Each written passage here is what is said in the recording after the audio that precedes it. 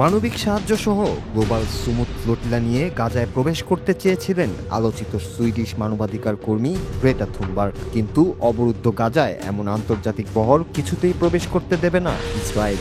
এমন টানাপোড়েনের আভাস আগে থেকেই মিলেছিল, কিন্তু সেখান থেকে আটক করে একজন মানবাধিকার কর্মীকে অপদস্থ করার অভিযোগ আগুনে ঘি ঢেলেছে আন্তর্জাতিক সম্প্রদায়ের কাছে।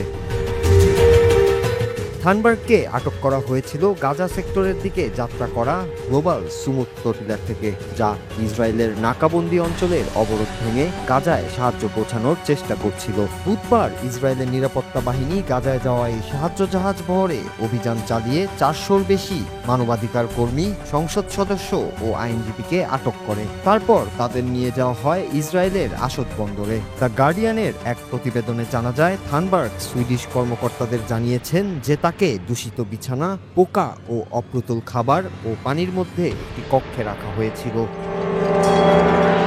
ফ্লোটিলার অন্যান্য অংশগ্রহণকারীরাও থানবার্গের বিরুদ্ধে অপমানজনক আচরণের অভিযোগ করেছেন। তুর্কিশ মানবাধিকার কর্মী অ্যারিসন সেলিক জানিয়েছেন, ইসরায়েলি বাহিনী তার সামনেই থানবার্গকে মারাত্মকভাবে নির্যাতন করেছে এবং ইসরায়েলের পতাকায় চুম্বন করতে বাধ্য করেছে।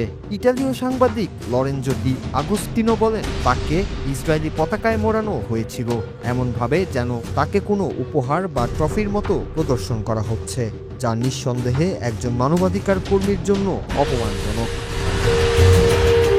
গ্রিক নাগরিক ও আন্তর্জাতিক জলযান কর্মীদের সঙ্গে সোমবার সুইডিশ পরিবেশ কর্মী গ্রিটা থানবার্গকে গ্রিসে পাঠাবে ইসরায়েলি কর্তৃপক্ষ, এমনটাই জানিয়েছে ইসরায়েলি গণমাধ্যম। তাতে আরও বলা হয়, গ্রিটাকে বহনকারী ওই ফ্লাইটে মোট 165 জন মানবাধিকার কর্মীকে গ্রিসে পাঠানো হবে।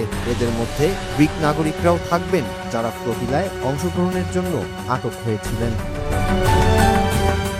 নূর Raju, Bangla TV news desk.